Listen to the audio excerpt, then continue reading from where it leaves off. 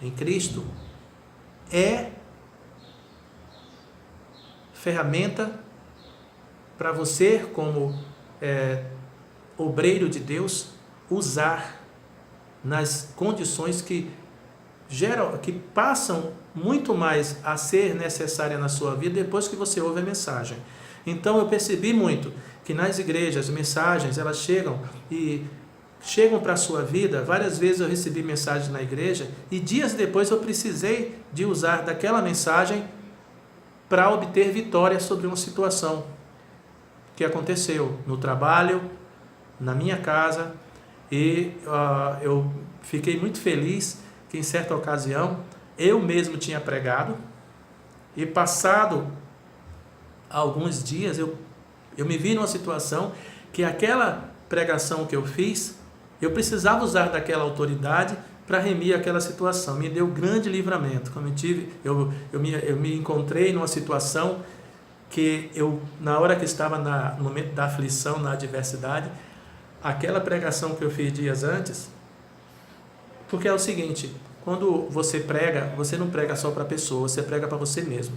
Preste atenção muito no que você prega quando Deus estiver usando você, homem, você, mulher de Deus, porque Ele está usando você para educar você também, para catequizar você também, para lhe edificar você também. Não é só a pessoa que está sendo edificada. Procure você observar as próprias palavras que Deus está te usando, porque aquelas palavras, elas são necessárias, porque aquelas palavras, elas são necessárias demais para o seu dia a dia, e provavelmente dias que serão próximos. Então o que eu quero dizer para você, amado e amada, a palavra de Deus, ela é viva, e ela vem para nos educar, e para nos constituir fortes na fé. É necessário que, ao ouvir um sermão, ao ouvir uma mensagem, você coloque aquele conhecimento, aquela nova informação que você teve no contexto do seu arsenal espiritual. Arsenal é tudo que você sabe da palavra de Deus, é tudo que constitui você como homem de Deus, como mulher de Deus. Então, que esse arsenal, que esta palavra venha a fazer parte do poderio do seu ministério, para você poder ministrar para as pessoas de uma forma geral, principalmente na sua casa, principalmente para os seus familiares e principalmente para você mesmo, porque você vai precisar dessa palavra. A palavra de Deus, ela vem colocar, como eu disse mesmo em um vídeo anterior, a palavra de Deus, ela faz parte de nós quando nós tomamos conhecimento através da leitura ou através da própria pregação, quando a gente ouve alguém falar ou quando a gente vai prescrutar a Bíblia e a gente descobre, por inspiração de Deus, não na palavra literal, não da forma literal, mas na revelação. Porque existe a palavra literal, aquela que você lê e você vê, mas existem mistérios, e que Deus revela. Às vezes, numa passagem bíblica, ele diz na palavra literal, alguns leem de forma literal, mas se você se aprofundar e pedir a Deus interpretação, se você lê em espírito, se você orar a Deus e pedir a Deus interpretação, aquela mesma palavra, ela tem muito mais conteúdo e informação do que a simples informação literal. Mas tem segredos e mistérios que são revelados, ou seja, aquela palavra, ela tem muito contida. Então, nós absorvemos a palavra de Deus, é o verdadeiro pão. É o verdadeiro pão que nos mantém vivos, é o verdadeiro pão que nos dá estrutura e nos transporta da condição humana, da condição física, nos transporta para a condição de verdadeiros ministros de Deus. Pessoas preparadas para ajudar o aflito. Pessoas preparadas para ministrar a palavra e não só a palavra, mas nós mesmos somos transformados pela palavra para ministrarmos em obras também.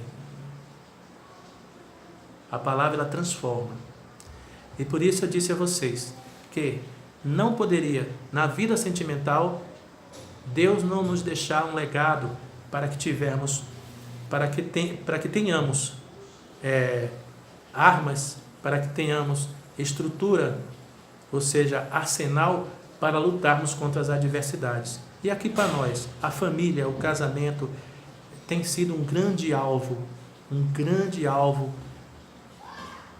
de adversidades, ou seja, coisas que prejudicam diretamente o casamento, a vida, a família constituída a princípio por um casamento. Eu me lembro muito bem que quando eu estava ainda muito jovem, fazendo cursinho, teve uma frase que foi muito comum e corria muito nas escolas naquela época. As pessoas que têm na faixa de 50 anos, 45 anos, nessa faixa, ouviam muito nas escolas, principalmente no curso secundário, né? Aquele que antecede a faculdade, uma frase que era dita.